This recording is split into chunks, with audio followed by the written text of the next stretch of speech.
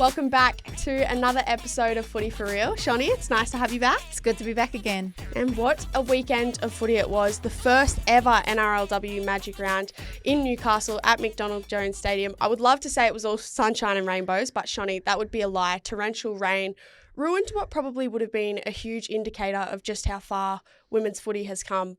Like the Novocastrians, they still showed out though, as they do for women's footy all the time. And it was a huge success. Yeah, I think it was a huge success despite the rain. I know there were a couple of lightning breaks and it just made it all the more exciting and interesting. You know, a couple of things that we haven't experienced before. But on the greater scale, the platform to see the first Magic Round for the women's game is, you know, it's exciting. It's a timestamp in history. It's something that we're going to have forever and the beginning of something that is going to go on forever, I hope. Yes, me and you both actually, because I want to play in one would be nice. But the NRL has released some pretty cool statistics around female rugby league at the moment. And for the first time ever, there's over 50,000 registered female participants, which is really cool.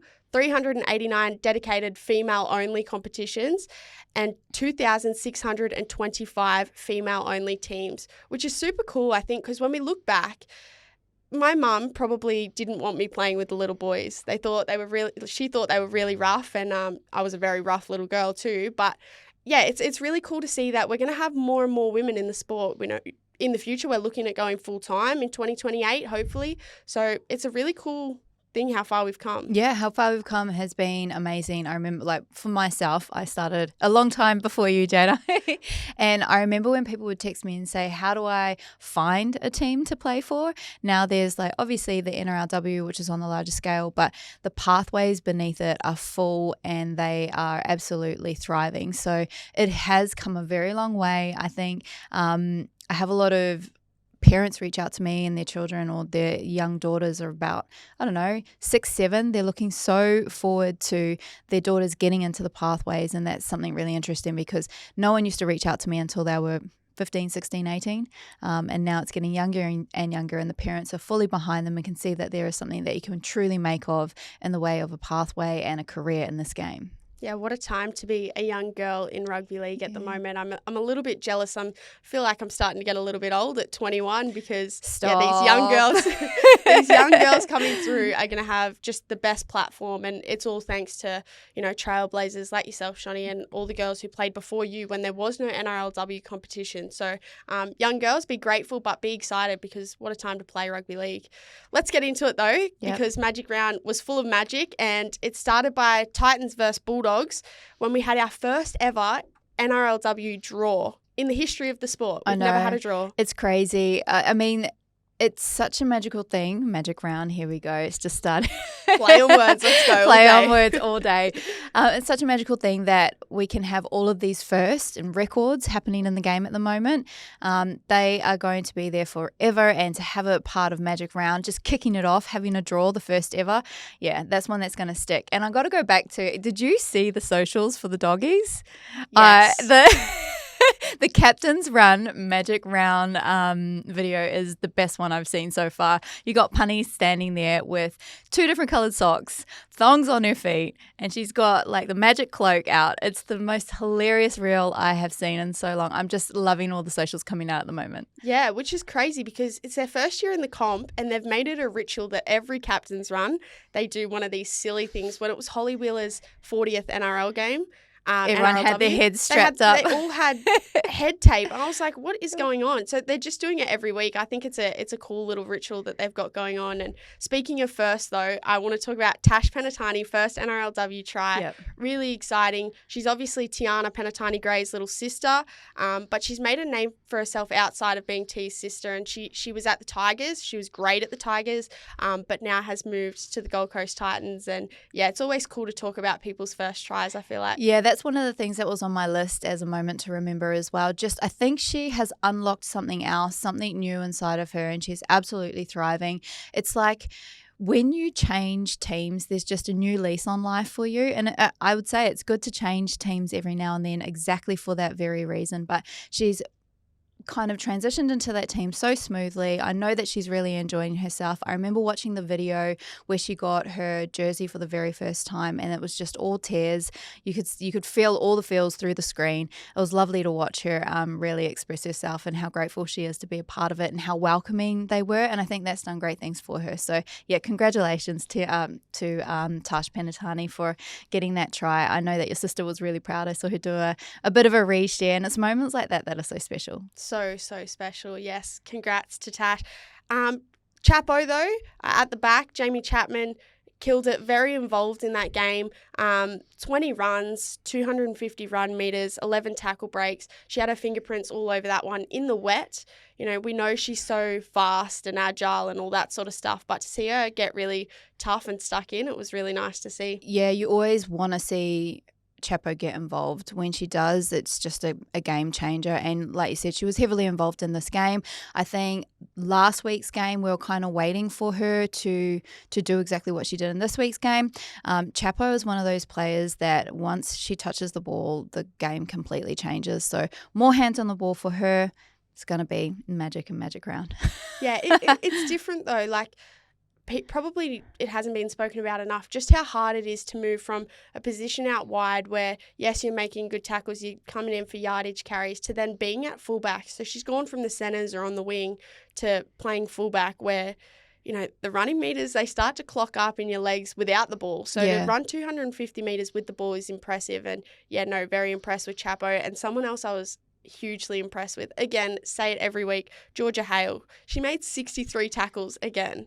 Oh, that's about 20 above some of the highest in most of the games. I don't know how she does it. She's an absolute weapon. We do say it every week, and it sounds like it's on repeat, but she just is that consistent. You know, the players that can play so consistently through a whole season, especially at her size and her position, it's unbelievable. You really got to give her flowers. Yeah, you do. Fights well above her weight, does Georgia Hale. And moving on, though, the Bulldogs, Ash Quinlan. I honestly, her long balls in wet weather footy, you think, oh my God, no one's doing that. Yep. You can tighten up your defence a little bit. But another long ball to Elizabeth McGregor, Elizabeth McGregor, second NRLW game, 4 tries, 3 of them, thank you very much, Ash Quinlan. Like I said last week, she'll be thanking her for the rest of her life, but looks like she can just thank her every week, to be honest. She's cheering. She's going to have a great season. We already know that. And the fact that Ash Quinlan is just backing herself and throwing those long balls is incredible. There was a time where we would say never throw a cutout pass or never throw a long ball. Make sure it goes through the hands and do the good old draw and pass. But we're at the stage in the game where it has become elite and you can trust players' skill sets, and she can throw a precise on the dot long ball, and you know McGregor can come through and finish that really well. You're talking about precise. Taylor Preston, she kicked 2 40-20s. I know. They were unbelievable. Yeah. And like just dead set 40-20s, not ones where people were out of position and you just catch them napping sort of ones. Like one that went over the winger's head and just was perfectly placed by Tay. Yep, she put the pressure on perfectly. The commentators on Channel 9, their jaws absolutely dropped. I could hear it, hear it through the microphones. But yeah, Taylor Preston, her in-game kicking has been absolutely outstanding. Like, she's strategic. She's put the pressure on. She's been precise as well. I feel like it's going to be a word of the potty today. Really good leadership from her. Yeah, and I think it was Ali Brigginshaw who'd previously come out and said that the girls don't need, if you don't know, the rule of the women's game is that you can kick a 40-30. So a little bit less than a 40-20, but we're seeing just 40-20s be kicked, no 40-30s really. Yep. So Ali Brigginshaw came out and said, no, the women can kick 40-20s. And Taylor Preston said, well, I'll show you how good we can do it. Yeah, so, I love it. Back it all the way through. I love when Ali Brigginshaw, who is a stalwart of the game, just comes out with such confidence and lays those statements, because she's right. And she knows what the ladies in this game can do. She's been around long enough and watched everyone grow in their roles. And there are many players in this game that can do 40-20s. We've got Kira Dibb as well. She's outstanding. So, laying those statements out there and then having the girls come through and show you exactly what she means, like, those are powerful moments. Yeah, massive moments. And a couple of highlights. I guess there was a weird one. Shannon Murray, is that how you say it? Oh, yeah. She had a highlight and a low light. She absolutely whacked Georgia Gray and, poor winger trying to have a tough carry Yeah. back in field, and she absolutely just put a huge shot on. But then same game. Flip of the coin. Flip of the coin. That's what I said. You can have a game where you just have some really high moments and then some really low ones. She played the ball dead set 180. Backwards. Yeah, she was dead set facing the other try line when she played the ball. So funny, but yeah, wouldn't have been funny for her at the time. No, so. I don't think she knew what was going on at the time. So you can wipe that slate clean, but it's definitely been on the highlight reels this weekend. Yep, absolutely. Complete flip of the coin. You can have a banging tackle and then it can kind of come back on you and you're seeing fairies for a moment. So yeah, it's good display of the game and all aspects of it. Yeah, it was a great matchup, that one. Yeah, you're right. It'll go down in history as the first ever NRLW draw. Yes, they went to Golden Point, and yes, they still couldn't be split. So very exciting first game that was. And then we went on to the Tigers v Roosters. The Tigers, a team who haven't won a game. The Roosters, a team who haven't lost a game. That first half, look, to be honest, it was torrential rain. I thought the Roosters would just run away with it, and I thought the Tigers would get lucky that the Roosters would have to be in a little bit of a dogfight against them in the rain, but Roosters too good, 34-4. Yeah, slick and silky, always the Roosters. And I think as they grow throughout the game, like players like Isabel Kelly and Jessica Surges, they started out being amazing players and they just take a level up every single game. Like the cool thing about watching the women's game grow is that you can see just how good the females can get year on year. There's no ceilings. You give them the opportunity and they just kind of break through any of your expectations. And players like Isabel Kelly, like it was raining, torrential rain, as you said. The girls had their eyes closed, their eyelashes were filling up with all that water. They could barely see. The wind was gusting into them and their footwork was amazing and strong. Their ball carries, their ball possession, like it was almost faultless. Yeah, possession was split at almost 50-50 and they both completed at like 75%, which is really good in wet conditions, but ultimately the 35 missed tackles for the West Tigers just wasn't good enough. Yeah, they did tend to hold them out for the first half, I would say. You would have thought that the Roosters would just run away with it from the very start and looking at where they are on the ladder. So I will give it to the Tigers for being able to hold them out for that long. Don't know if the break, the lightning break, kind of changed things for them as well, but they certainly came out and the Roosters know how to finish a game. Yeah, they certainly do. But I think the problem for the Tigers that I believe is that Kezzy Apps is topping all of the charts, and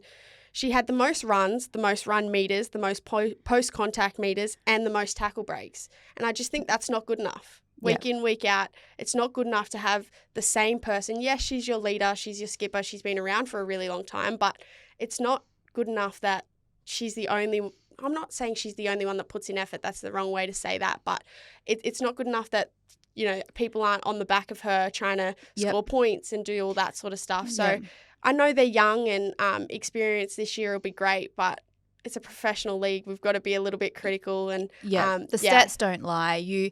When you look at your game post-match and then you get your review, the first thing that you look at are your stats. So seeing that Kezzy Apps is absolutely leading in those, which she does every game, and it doesn't really reflect in what you see on the screen. Sometimes you think, oh, where is Kezzy? And then you look at the stats and the amount of runs she's got, the amount of tackles she's had and post-contact meters, it blows you away every week. So if you are a younger player and you're doing your post-game review and you're looking at these stats, you want to get hungry.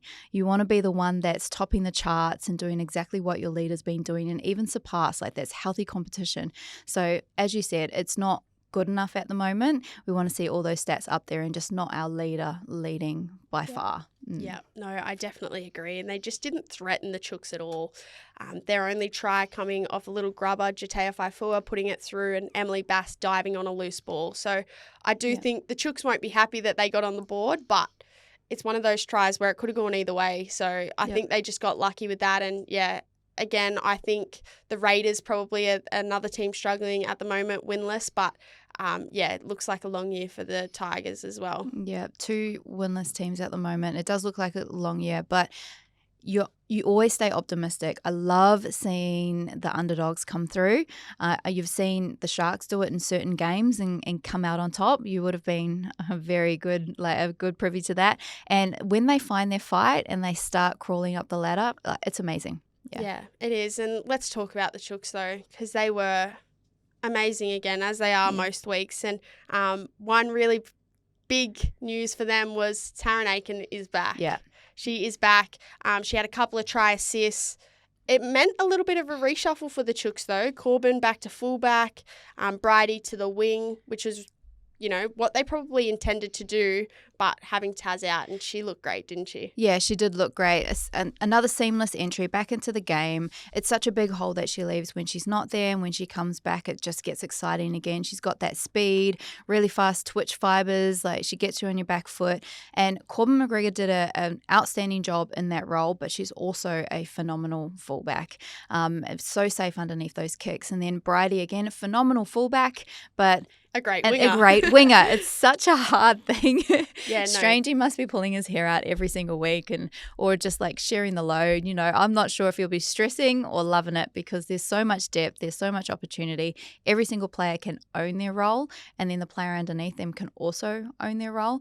It's good. Yeah, and poor Mia Wood, who has played back row and on the wing, misses out. And that's just the reality of having a stacked side. Yep. It'll only push her to be better as well, I think that. So try doubles for their superstar centres. They're unbelievable, untouchable at the moment. Yep. Jess and Izzy, they're just players who got in and got dirty. They both ran for over 150 metres. Yep. Like you said before, they're players who were superstars when the game first, the NRLW first came about, but they're players who have also grown with the game. As the game's gotten faster, they've gotten faster, they've gotten stronger, and they just haven't missed a beat, and they're still two of the best. Yeah, I know Strangey has said outright that he is just gobsmacked by Isabel Kelly every single game. He gives her a job to do, and she exceeds expectation every single time, not just doing the job well, but raising the bar. And lastly, I'm just going to touch on Otessa Poulet and Rima Butler owning that centre third. They were great. We saw Amber Hall. I know I love talking about the backs. I constantly do it. But their middles, we saw Amber Hall just go over and nobody wanted to stand in front of her. It's a pinball situation. She just comes on through and everyone bounces off. It's wild. She's such an absolute asset. And Aaliyah Narcio, she's another one that's been outstanding. She got her first try for NRLW on the weekend. Everything about her has been silky smooth, her work rate, really strong runs. And then she set up a try at the end, or was a big part of a try at the end, where her ball skills, just as silky. I actually played, Aaliyah was quite young, but I played sevens with her. So she does have that skillful background as well, being able to throw long balls and whatnot. But I was impressed with her offloads as well. Yep. She's got quite a safe offload, and offloads are sort of traumatising me after playing Chelsea Lenarduzzi on the weekend. She was great, and the Chooks were too good, and they are too good at the moment. So hopefully we see them get tested a little bit more. We saw the Broncos were able to do it, and I'm sure in round 11, the last round, the Sharkies will be able to do it as well. But let's get talking about the Broncos and the Sharks. 28-14 to the Broncos. I won't make excuses for the Sharks, but we got beat by the better side. We did. But there were a few out. So we had Tarley Holmes had to move to lock for Brooke Anderson, who was out. Tyler King had to go to fullback with Emma Veron out. Anne-Marie Kiriaratu, she had to go to the back row for the first time. It was her first time starting after we've spoken about her. She was a development player, or she wasn't even a development player, at the start of the year. Has been brought up to development, then brought up to the NRLW, made her NRLW debut, and it was her first game starting. I thought she killed it. We had Leki Leilua on debut. So there was a lot going on for the Sharkies. There was a lot of movement, and like I said, we all know our role and know what we've got to do in a position that we get put in. But yeah, Broncos too good in the wet. Broncos, again, a class above the rest in this game particularly. Just like the Roosters, they didn't even blink at the rain, at the whole situation. They played their game. They played it so well. Tamika Upton, again, another player that we mention every single week. She just... Freaky Meeky, everything. She's the absolute conductor. Got this game nailed. Yeah, she does. And her stats don't lie either. Hat-trick. Hat-trick, try assist. What else do you want from your fullback? Yeah. And, we said it in another potty. And I also think, Taryn's great and Isabel Kelly's great. But it's Tamika Upton for me. Yeah. She is the woman to watch. Everything she touches turns into gold, and we said success follows her. And her partnership with Ali Brigginshaw, I thought Ali Brigginshaw's kicking game was really good. Yep. In the wet conditions, she kicked early when the wingers weren't back and things like that, and she just had the team on skates, I would say. I do think a shining light for the Sharkies, though. I thought our right edge was quite...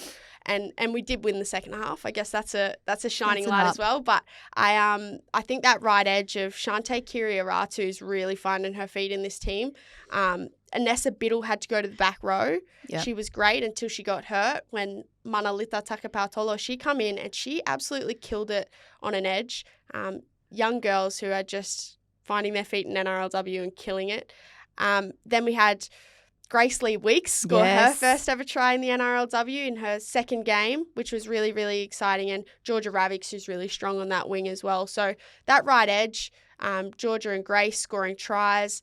But, I thought Shante, she was making line breaks and, she looked really classy. Yeah. It's also a relatively new edge, when you have players that have played alongside each other for a long time, they've got really good flow. When the hard games come up, they are able to bring their professionalism and their experience into the game. So when you have players kind of coming in and leaving, Grace Lee Weeks has only played one game. Congratulations, got to try this game and a really good one.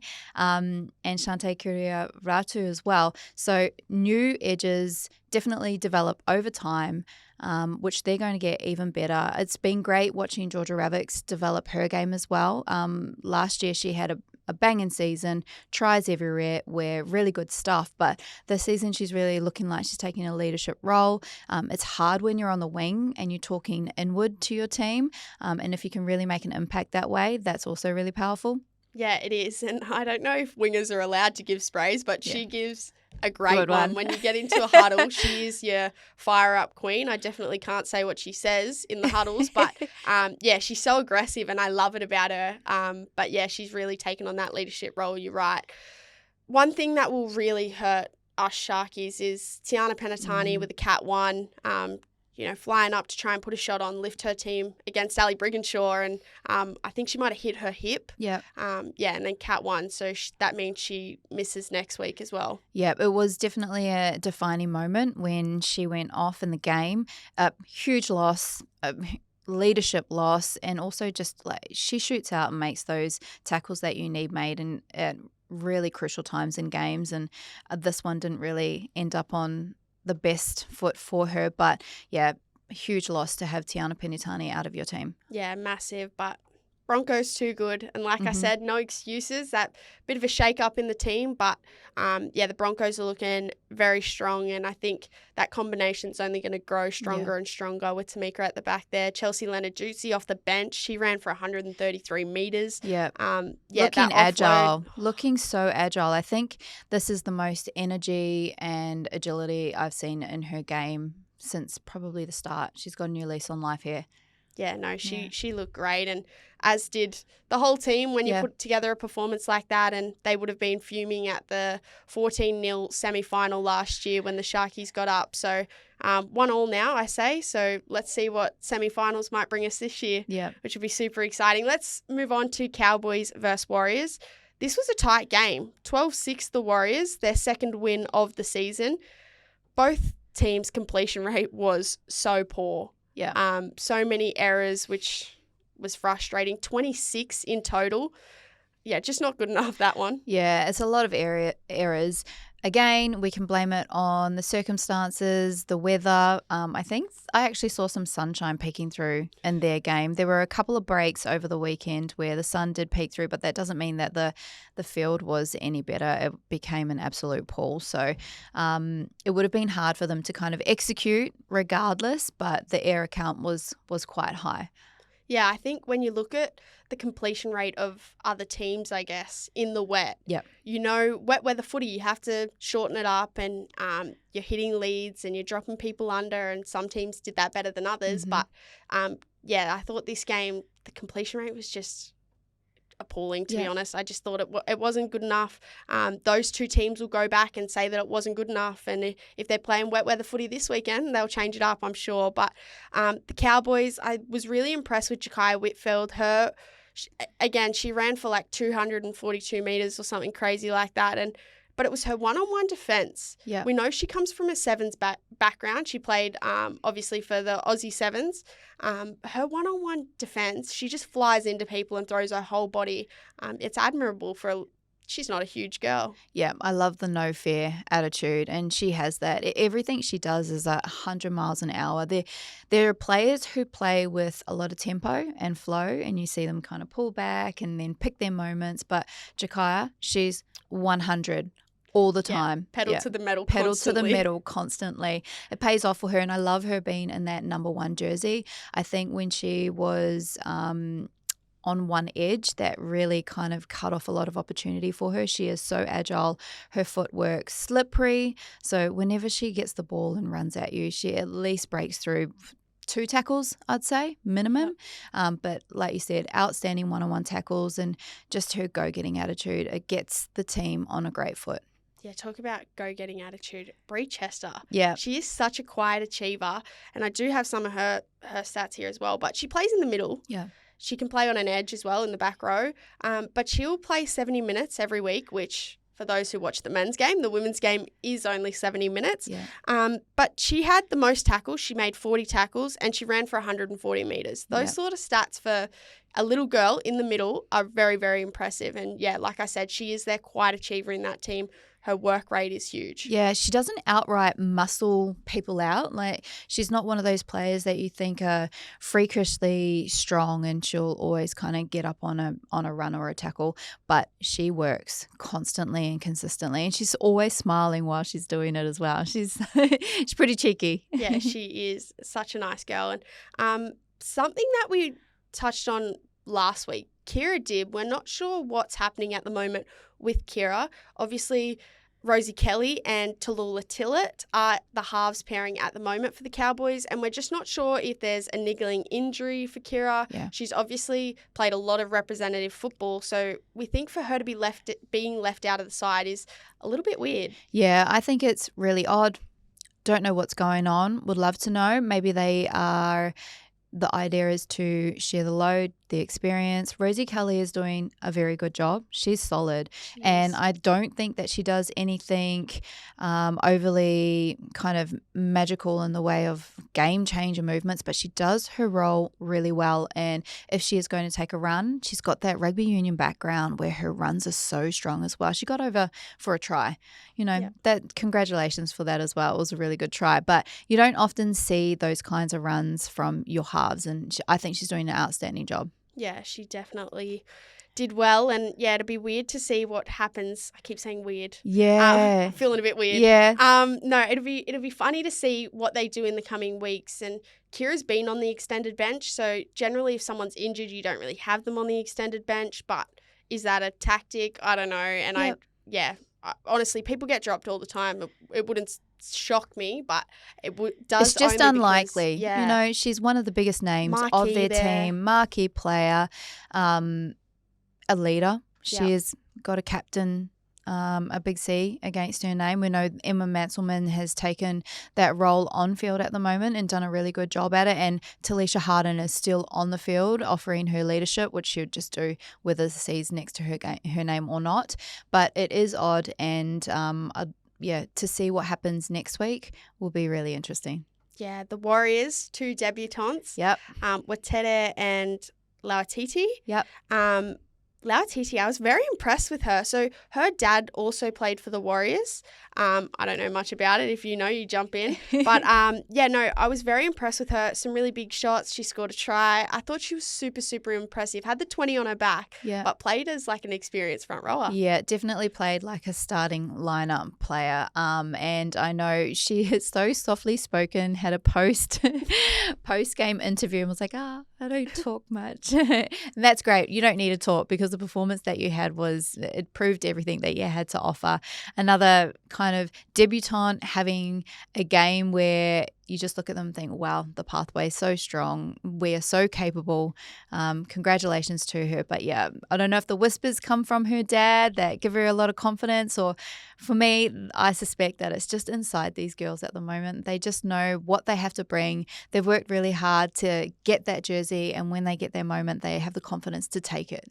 Yeah, one end of the spectrum, you've got someone on debut performing like that to the other. And in Hudata Butler, I thought she was great. She had a massive game in the middle. She played 39 minutes, 134 run meters. We've seen H at a couple of different clubs. 2023, she was at the Sharkies. 2024, she went to the Cowboys. But she's at her best at home. Yep. She's got to go home to New Zealand, and I suspect that a lot of those girls are just happy to be home. They're happy to be playing footy in New Zealand, and what a great opportunity for the Warriors to keep that catchment of girls over there in New Zealand, because we know what they can do on the rugby world stage. So why couldn't they kill it in the NRLW? It's going to be some good competition for those two codes at the moment. But yeah, H with a really, really impressive game, I thought. Yep, she is a player where if she is in her flow and playing consistently, you can't stop her. She's absolutely unstoppable. She has power, she has strength, and she's got heart, which, like you said, I think being home at the Warriors has given her that extra oomph that she needs. The Warriors are a team that's been introduced back into the competition, and I know that there were a lot of players kind of waiting in the shadows for that moment. You've got the pool of rugby union players that you can pull from, and if you're from New Zealand, you're going to know that players don't care what contact sport they're playing, they just want to play. So there's so much heart, there's so much adaptability.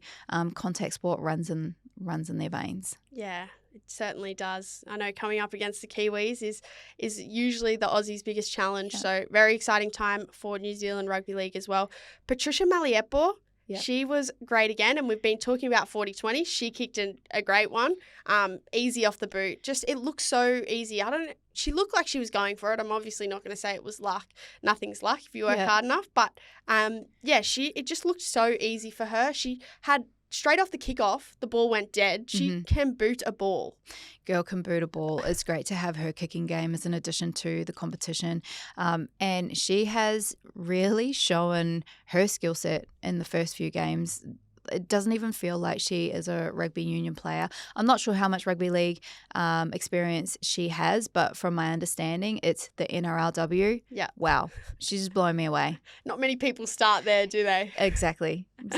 Moving on to the Newcastle Knights, who obviously hosted the Magic Round versus the Raiders. The score was 18-0, and this was certainly a game of two halves, because going into halftime, it was 0-0. And I thought, the Raiders are in this one. And it wasn't until Sheridan Gallagher broke the deadlock 5 minutes into the second half, and then it was all downhill from there for the Raiders. Yeah, it was. And it's just so hard. You want the Raiders to have a breakthrough moment, and they're just not having it. I mean, I don't know who it is. They've got Samaima Taufa, they've got Grace Kemp. Those girls are the ones that are the game changers. You just need a breakthrough moment for them.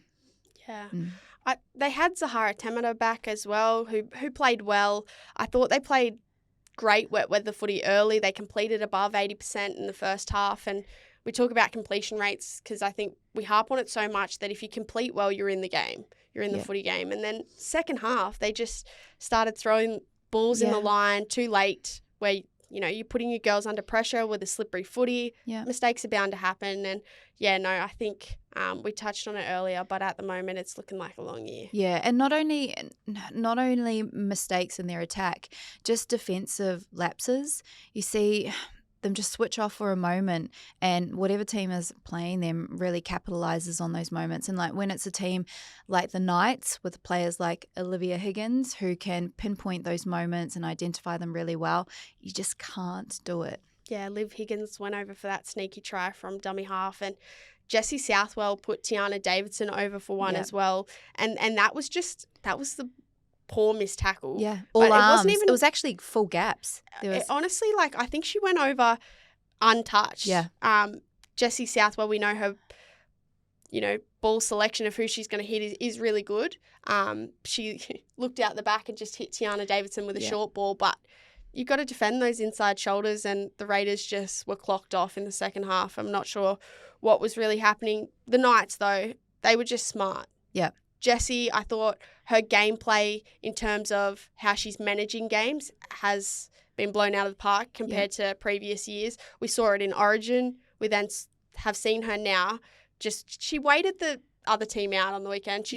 The Raiders, she knew they would crack, and she just kept kicking to corners, making them come out of yardage, didn't give them opportunities. So I thought that was really, really smart from her. Yeah, I think that she's really getting her head around the bigger picture, managing the entire game and the way that it runs. Like you said, she waited patiently. She just continued with her kicks. She did her short passes, adapting to the conditions and the rain, and her pass selection is really well. She's got this really good head movement where it does look like she's going to go for the behind pass, and always gets that short one off really well. So yeah, loves a little double pump as she well. She does love a little double pump, and the scary thing is if she double pumps and goes herself, her stature, she's so strong and can burrow over the line. So there's so many threats when the ball is in her hands. There's 1, 2, and 3 pass, and her running, and her game management as a whole has really developed. And man, there's male players that are looking at her thinking, far out, she's got the brains for it and stuff. Joey Johns is her biggest fan. He certainly is. And something else that adds to her game, Jessie Southwell at the moment is on a running streak, a kick streak, I should say, of 23 conversions in a row. So I think a couple of them are from last season, but this year she just has not missed. Yeah. She's slotting them from everywhere. And, I said Sheridan Gallagher scored their first try of the match. She's a winger. So that just puts it into perspective, I guess, of how she's slotting them from everywhere. And the conditions, like heavy ball, heavy track, rain, whatever, she's getting it over. Yeah, she certainly is. Moving on, Eels versus Dragons. This wrapped up Magic Round, 12-10 to the Eels. Very, very tightly contested match, this one. Yeah, it was, again, they held each other out for the first few minutes, which it's makes for an exciting game. The Eels and the Dragons, I don't think that the Eels have beaten the Dragons at all. So that was a streak that they got to change. And the Eels it's good to see them get up. Last week they didn't win. So this week they've got the confidence to kind of come back fighting, and they fought the entire game. Although they did have a couple of really heavy knocks. They had Mahalia Murphy, and then they had Kennedy Charrington go down, and they were just able to adapt. It's the week of, I feel like it was the week of HIAs, and I hate that. But yeah, there was a few rough ones in this game as well. And let's start with the Dragons. I thought something that was weird to me, Tyra Ekapati scored on debut. Congratulations, how good. Which has also been happening a lot this year, is girls scoring on debut. I know. Which is awesome moment. But it was a mid-season transfer. From the Roosters. Yeah, from the Chooks, which I thought we haven't seen that in the women's game, to my knowledge. No, I don't recall that happening so far, but it is great that is an option, and both clubs work really fast to be able to make it happen. The Chooks have so much depth. We've seen them performing.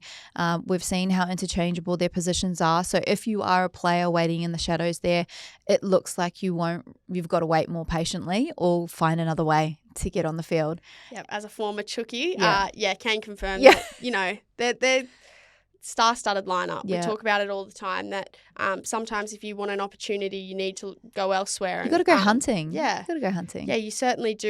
And I thought there was 2 awesome offloads from Shanae Lendl.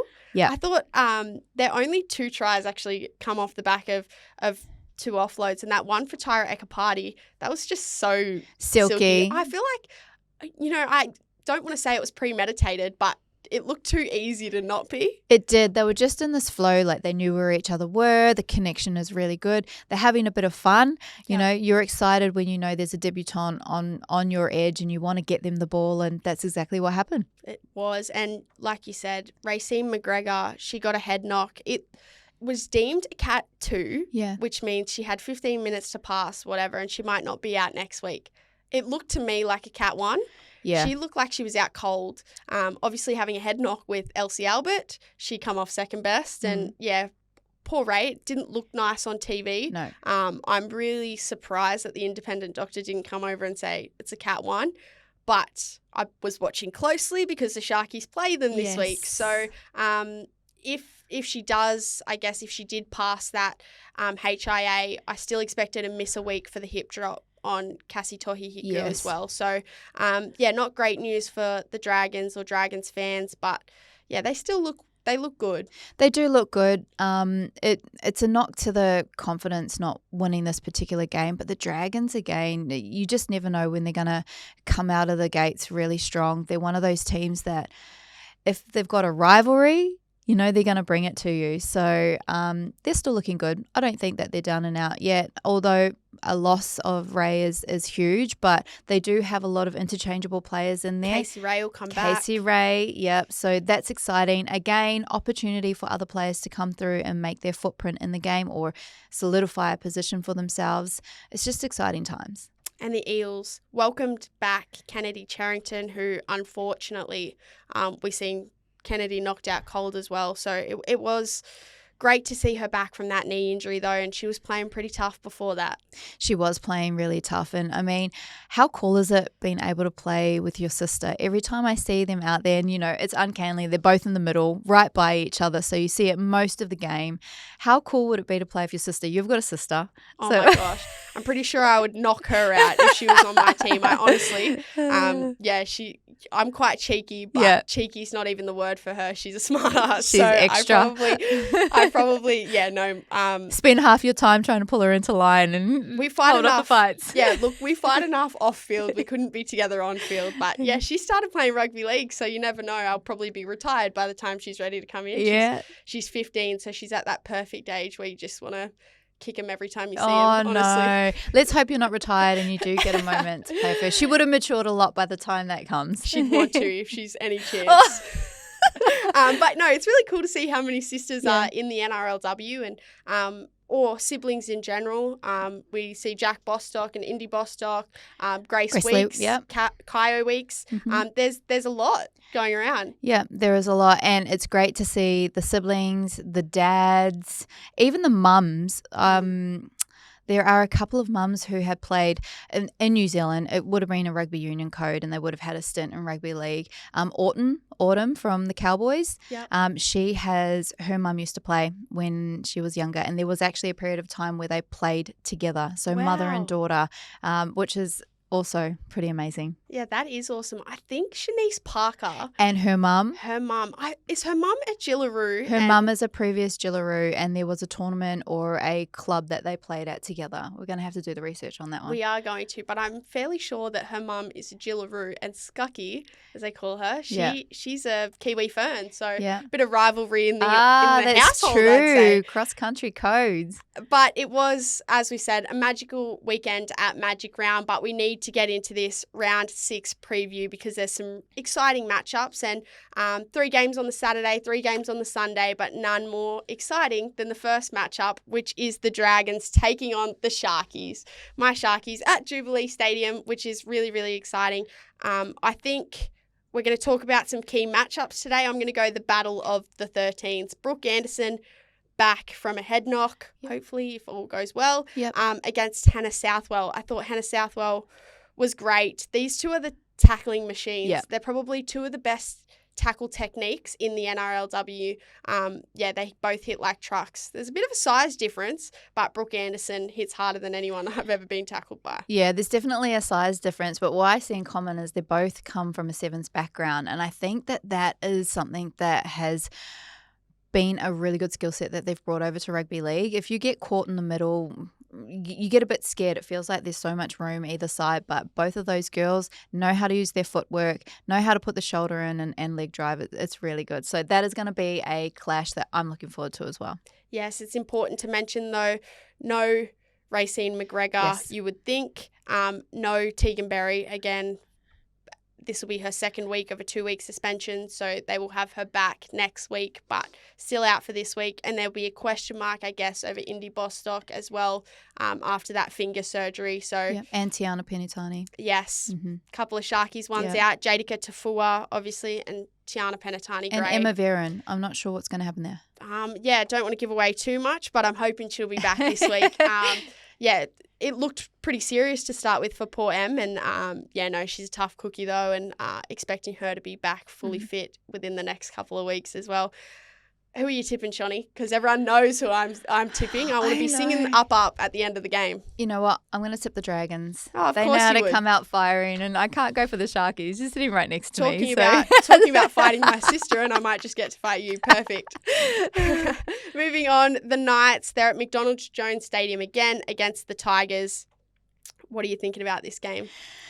I hope that the Tigers put up a big fight, but I definitely think that the Knights are going to get it over them. Yeah, I think the matchup to watch is, of course, the two New South Wales second rowers. Yeah. Speak Jada. Oh my gosh, I don't know what's happening with me today. I've never had a coffee, but I might need one.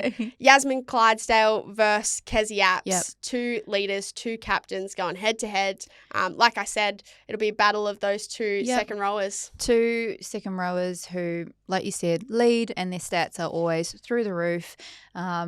Yasmin Clydesdale a bit more fiery than Kezzy Apps, but yeah, I can't wait to see them meet. So competitive. I can't wait to watch it. And Jessie's kicking streak, will it stay alive? Make a call, Shonny. Yeah, I think so.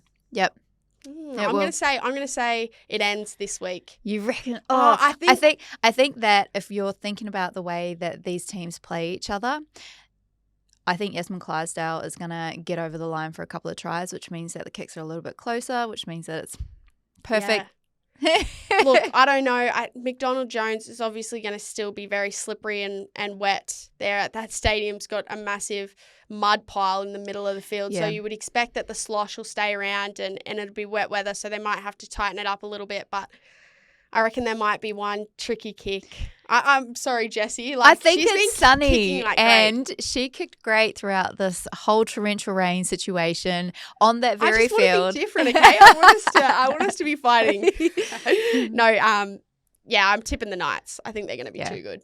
Going Knights. Yep, going Knights. But I'm hopeful for the Tigers. I want to see a fight. They've got the fight. We're seeing sparks of it. I want to see it for a consistent whole game, and it'll be great. Yeah, I agree. Moving on, Bulldogs versus Warriors at Accor Stadium. I think the key matchup here is the battle of the 5'8", Ash Quinlan and Patricia Maliepo.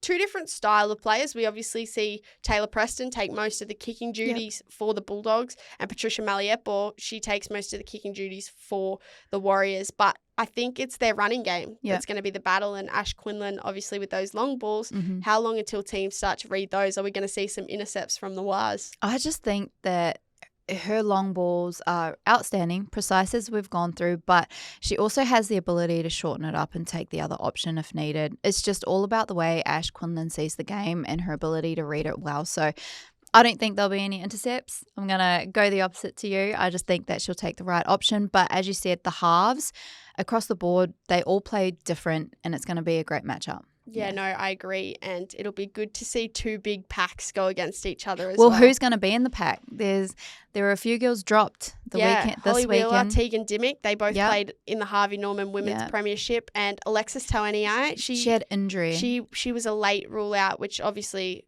massive loss for That's them. huge. That's almost like their marquee players that they have dropped. So, yeah. Controversial. Again, not sure what's happening. Yeah. But, I'm going to go the Bulldogs. I think, yes, the Warriors are coming off a win, but I think it's just too inconsistent at the moment. I think they're still trying to find what their footy looks like. So I'm going to tip the Bulldogs at home. I'm just going against you this entire round. Good. This is good. Next week I'm going to come back with a who won.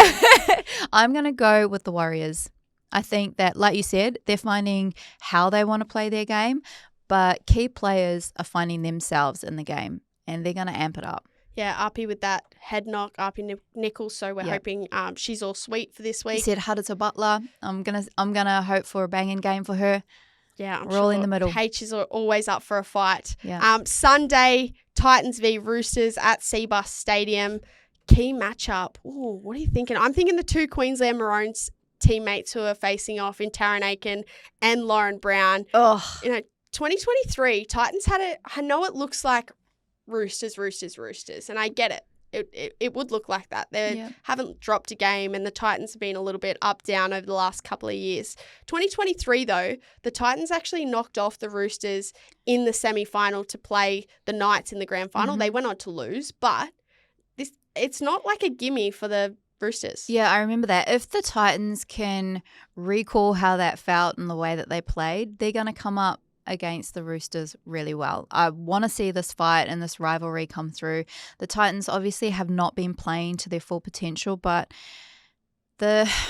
getting the draw the weekend just gone, I think will give them some confidence. And new players in their team are still finding their feet. So by the time it gets to this game, I think that they're going to put up a really good fight. It's going to be a good rivalry game. And as you said, those two Queensland players against each other, they're both smart, both cheeky. I'm sure they'll throw a couple of cheeky ones at each other throughout the game. They'll be good to see. Yeah, two superstars, and I've just sat here talking about the Titans and don't write them off, but I'm tipping the Chooks. You're tipping the Chooks? Oh, gosh. I'm tipping the Chooks. I'm hoping for a great bandwagon fight. Over here. Bandwagon. Second last matchup of the round is the Raiders versus Broncos at GIO Stadium. Key matchup for me, I'm going to go with Leanne Tafunga versus Mele Hufanga.